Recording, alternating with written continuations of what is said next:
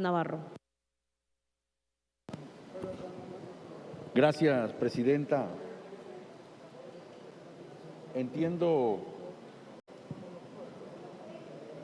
dialécticamente de manera perfecta la aprehensión que acompaña al honorable diputado predecesor en nuestra palabra. Y quiero hacerle una acotación desde el punto de vista general, toda vez que hoy se verificó la sesión ordinaria de la Comisión de Gobierno, y en la Comisión de Gobierno no hemos creado una Fiscalía Electoral nueva. Hemos fortalecido sus capacidades legales y administrativas para blindar los procesos que vulneren los derechos políticos ciudadanos. Y yo, en ese sentido, coincido con el honorable desde el punto de vista de lo que la Asamblea tiene que representar y tiene que caracterizar en este momento de crisis. Y es que el entorno de convivencia humana habla de dos condiciones. Una, la condición endógena, adentro del ser humano. Otra, la condición exógena, de afuera. Y cuando hablamos de la condición endógena, de adentro, yo podría decirle hoy, diputados, que el mundo tiene un paradigma de dimensiones impredecibles. Y si eso tuviese que extrapolarlo a la realidad nacional, yo tendría que independizar a un instituto conmemorativo Gorgas. Por eso que entiendo plenamente entiendo la visión que acompaña en este momento al Ministerio de Ambiente, a ETESA, con relación a la independencia particular de una sección como la sección de hidrometeorología de Panamá. Y lo digo por algo que nosotros mismos hemos construido como ser humano.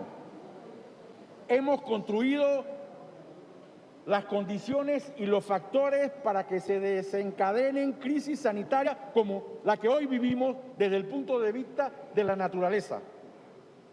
Pero la naturaleza no solamente nos lo demuestra con la creación de un virus, nos lo demuestra con situaciones como los cambios climáticos, las inclemencias y los eventos devastadores como los que pasamos el año pasado aquí, Iota y ETA,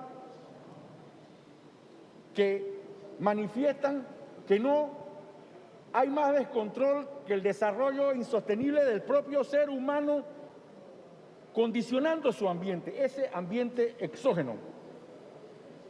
Por eso que cuando se presenta un proyecto de ley como este, que busca independizar a una sección de ETESA como hidrometeorología, no es una situación o una variable cualquiera. Es una expresión que tiene contenido económico, porque al predecir el tiempo, al predecir las condiciones climáticas, nosotros podemos hacer lo que en un tiempo aquí se hizo con mucha puntualidad, que fue la planificación económica, la planificación estratégica. Y por eso existía un Ministerio de Planificación Económica. Hoy, la crisis sanitaria que vive Panamá y el mundo nos exige ser mucho más responsables. Y por eso que esta independencia particular del Instituto de Hidrometeorología, que aparte de ser una exigencia de la Organización Meteorológica Mundial, vendría siendo una forma del Estado de decir: yo voy a ser preventivo, yo voy a ser predictivo, yo voy a adelantarme a los eventos del cual yo no puedo controlar. Y por eso que cuando nosotros nos vamos al mismo contenido del proyecto, nosotros verificamos que no es una acción ni siquiera cualquiera, porque sí estamos acostumbrados a la creación de entidades que después quedan en una cuasi falacia porque carecen de los presupuestos generales de funcionamiento y demás, y lo que crea es un organismo, como bien lo expresase el diputado Carles, que a su postre resultan ser cargas. Pero el capítulo sexto, particularmente en el artículo 22, habla de algo que el diputado menciona, creo que es Pedro Torres, que esboza un criterio de un proyecto de ley de responsabilidad social corporativa que en otros países no es un asunto de que si yo quiero o no quiero, es un asunto de cuando el sector económico coadyuva y colabora con el sector público para garantizar el equilibrio. Y yo veo allí en el numeral 4 que una de las fuentes de financiamiento es el aporte que paguen los agentes del mercado de electricidad en concepto de servicios de hidrometeorología que resultaren de los costos relacionados con dichas funciones recuperadas como gastos administrativos de su actividad. Esos costos se limitarán a 0,5 del 1%, o sea, 0,5% de la facturación bruta de las empresas distribuidoras de electricidad en la República de Panamá. El sector eléctrico en Panamá es sumamente complicado y a veces mal interpretado, porque se tiene la percepción de que es un solo contexto de creación de plusvalía. Y yo lo he dicho siempre, esos contratos que propiciaron la privatización de los servicios de electricidad en este país, hay que revisarlos a expensas de quienes realmente se llevan la plusvalía del valor del sector eléctrico. Y siempre lo he dicho, que no son las generadoras,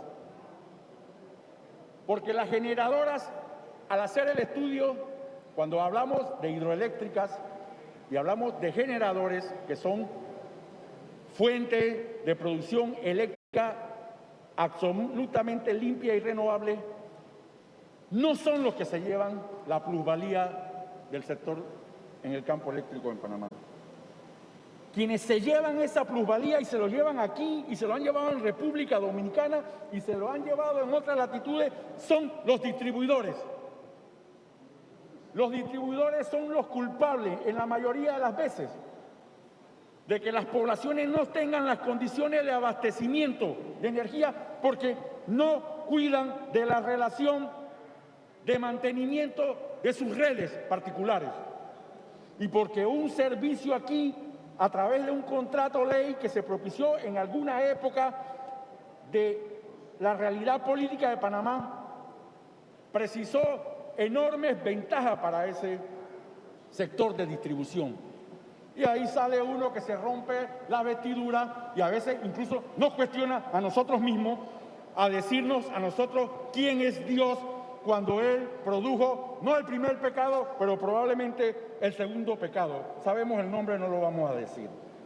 Entonces yo quisiese que me explicaran particularmente si ese dato, con referencia a lo que pudiera ser una tasa hacia la distribución, es un concepto nuevo dentro del componente del sistema eléctrico que verifica y si está consensuado con las distribuidoras del país.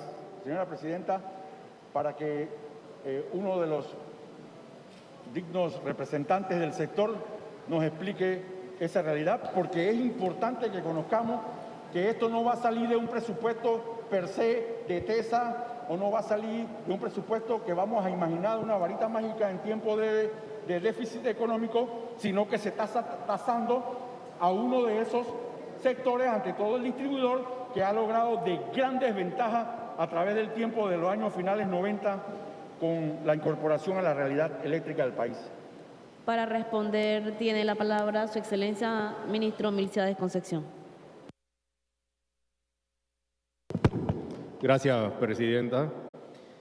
Respondiendo directamente la pregunta del diputado Adames, le podemos indicar de que este proyecto de ley, en ese artículo específico y acápite específico que acaba de citar el diputado, se extrajo de la Ley 6 de 1997, de una ley de hace 23 años del sector eléctrico, 24 años, donde desde aquel entonces Hidrometeorología de TESA se abastece de ese 0.5% de la facturación bruta de la generación de los distribuidores, de la facturación de los distribuidores eléctricos. Y es lo mismo que se está estableciendo ahora para el Instituto Hidrometeorológico, o sea que no es nada nuevo, está, repito, en la Ley 6 del 97, es el presupuesto actual de Hidrometeorología de TESA, así que no es nada nuevo. Este instituto no está representando ningún centavo para el gobierno nacional. Este instituto se va a abastecer en los primeros años de este presupuesto establecido en la Ley 6 del 97. Por ello, la dirección completa de Hidrometeorología de TESA va a pasar al instituto. Y repito, actualmente el funcionamiento de Hidrometeorología de TESA se abastece en funcionamiento e inversión de ese 0.5% de la facturación bruta a los distribuidores desde el año 1997. Gracias. Continúa con el uso de la palabra el diputado Cristiano Adames. Gracias, ministro. Hay muchas cosas en esa Ley 6 que nosotros tenemos que revisar. Y me complace su contestación. ¿Usted sabe por qué? Porque sustenta la forma de financiamiento permanente de algo que, por las razones que acabo de esbozar, es necesario independizar para que el país tenga la previsión sobre los efectos climáticos que pudiesen perjudicarle desde el punto de vista económico. Y ahí voy a hablar de los generadores. Aquí hay varios tipos de generadores. Aquí hay generadores pequeños, de menos de 20 megavatios. 20. Y aquí hay generadores grandes. Eso que Torrijos construyó cuando se tiró de allá del Bahiano.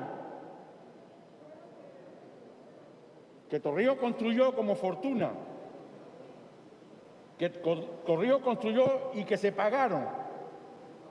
Y que esos son los grandes generadores pagos que después vendimos con la privatización y que recogen las ganancias de un Estado de gobierno que los compró, que los asumió, que los pagó y ellos después los compraron a precio de remate en la generación.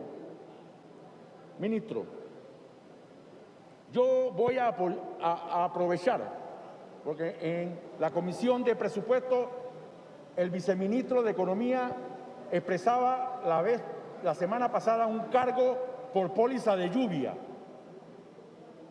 Y nosotros no entendíamos el cargo de lo que significaba una póliza de aseguramiento por lluvia. Y después que nos explicó, entendimos lo necesario, lo relevante del factor de previsión. Y creo que lo conversábamos también con el director de TESA, Carlos Mosquera, cuando hablábamos sobre la realidad eléctrica de este país en los próximos 5 años, que tiene necesariamente que tener un factor de predicción climática, porque yo voy a atender la necesidad eléctrica de este país en base a la térmica, en base a las eólicas, en base a la fotovoltaica o en base a la hídrica, de acuerdo a la realidad de mi clima. Así que la independencia de hidrometeorología no es casual, corresponde al desarrollo económico de este país. Por eso hablaba de política económica.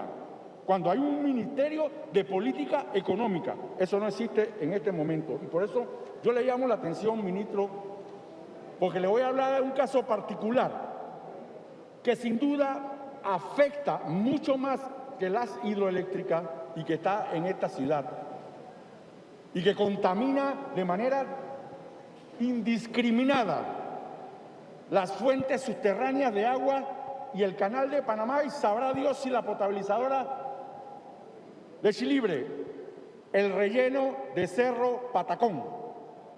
El relleno de Cerro Patacón es una ignominia y una estatua a la indiferencia del Estado ante un contaminante que puede producir sin duda alguna drásticos cambios al ambiente de este país y que sin duda lo está haciendo.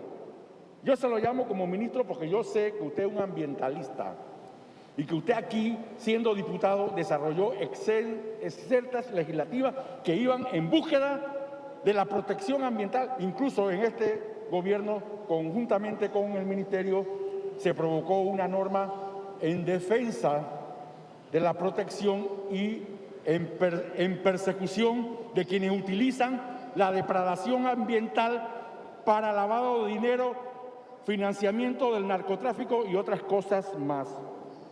Por eso yo acojo con beneplácito una independencia como esta, primero porque está sustentada en argumentos de personas que reconozco a la señora ministra en su tiempo, a cada uno de los que está aquí a Palacios, a cada uno de ustedes que han dado la cuota importante en lo que significa la protección y que hoy conocemos por qué el hombre tiene que proteger su escenario interno para que no nazca otro virus o otra pandemia y por qué tiene que proteger su escenario externo para que no haya condiciones que desfavorezcan la realidad nacional desde el punto de vista de la previsión.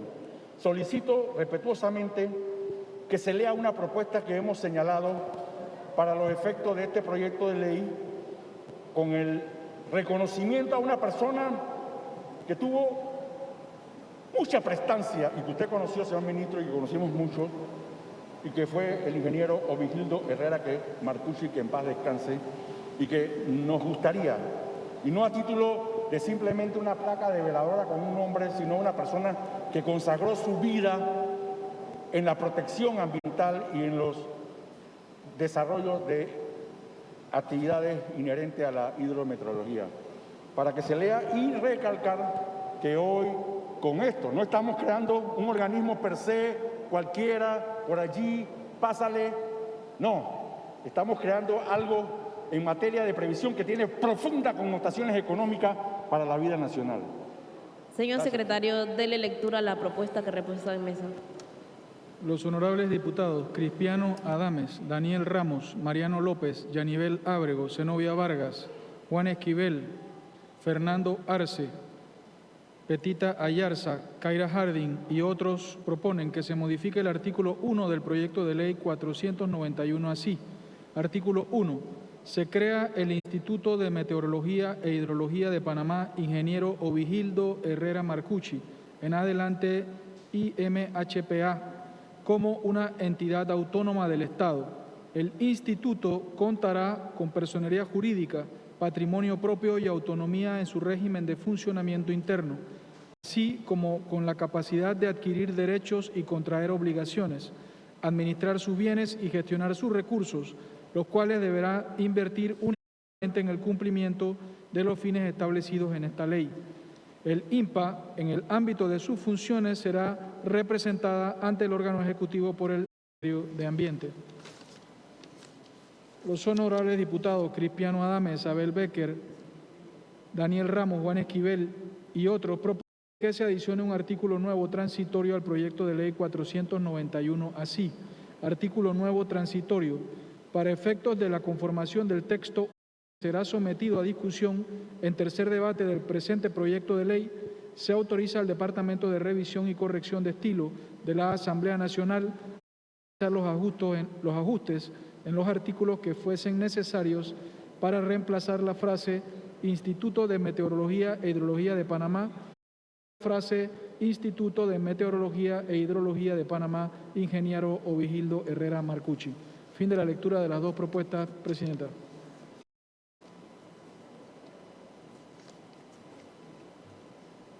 Continúa con la palabra, diputado Cristiano Adames. Para concluir, Presidenta y distinguidos colegas, el ingeniero Ovigildo Herrera Marcucci fue un ingeniero civil que se especializó en un posgrado en la Universidad de Chile en hidrometeorología. Hay muchas investigaciones de él, especializaciones en análisis de frecuencia de flujos y precipitaciones, maximización de tormentas, modelos conceptuales, hidrogramas unitarios, rastreo de crecidas, balance energético, balance hidrológico, escurrimiento en medios permeables, programación y uso de computadoras. Yo pienso, cada vez que expresamos una independencia de un sector tan importante en la realidad nacional, también reconocemos a una persona que dio toda su vida en capacitación y en formación en el área propia de esto. Y concluyo, de menos que los otros diputados también intervendrán en esa materia, nos gustaría después, para que conteste, la relación laboral. No me quedó claro la relación laboral.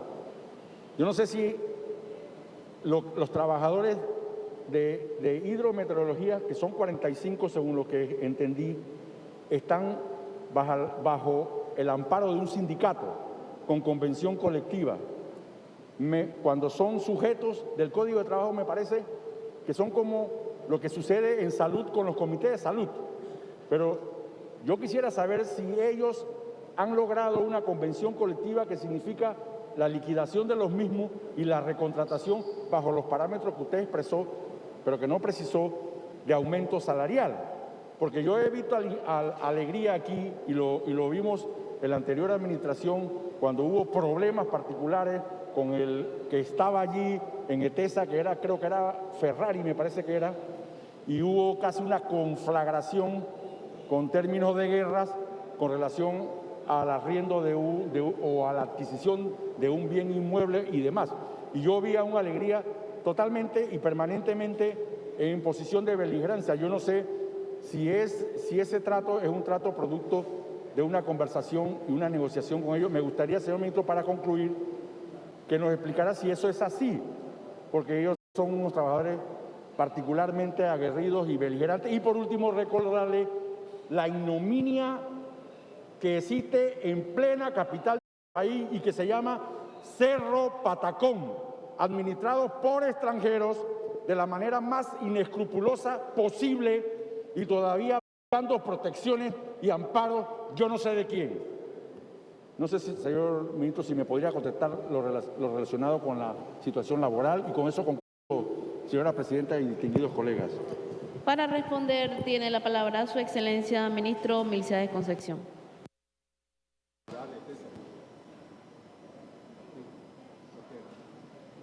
Para responder, el licenciado Carlos Mosquera Castillo, gerente general de TESA. Gracias, presidenta. Honorable diputado, contestando su pregunta, nosotros durante el proceso y el desarrollo de esta ley, tuvimos varias reuniones con el sindicato. Una la hicimos en el despacho del ministro de Ambiente, otra la hicimos en mi oficina, y ellos también tuvieron una participación, y específicamente el señor Alegría, una participación bien activa en la discusión del primer debate de esta ley. Obviamente, la condición laboral que se ha analizado y hemos concluido que es la más favorable para el colaborador es la que hemos explicado aquí, que es el reconocimiento de los activos laborales de cada colaborador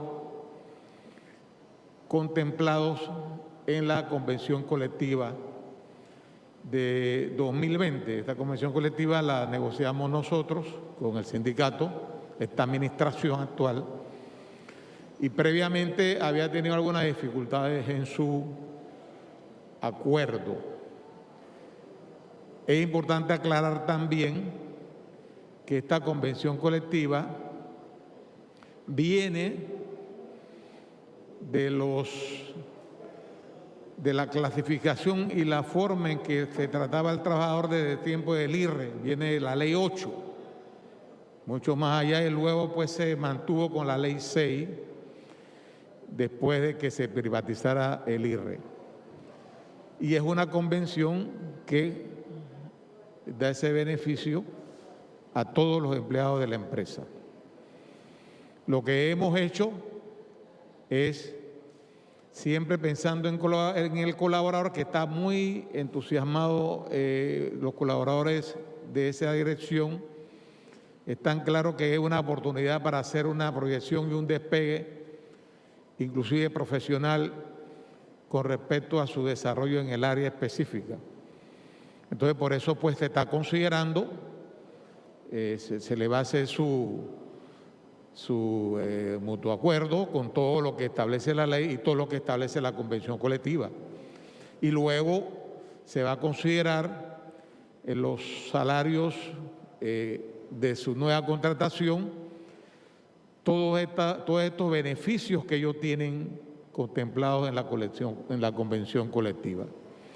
Obviamente que después que el instituto esté establecido, ellos como colaboradores del instituto tendrán la oportunidad de hacer su proyección tal y cual lo establece y lo permite el Código de Trabajo y las normas correspondientes. Así que yo pienso pues que lo que se está haciendo es un incentivo al colaborador para que él, dentro del instituto, se desarrolle y, como se diría, trabajen de una forma bien remunerada. Gracias. Declaramos un receso hasta mañana a las 10 de la mañana.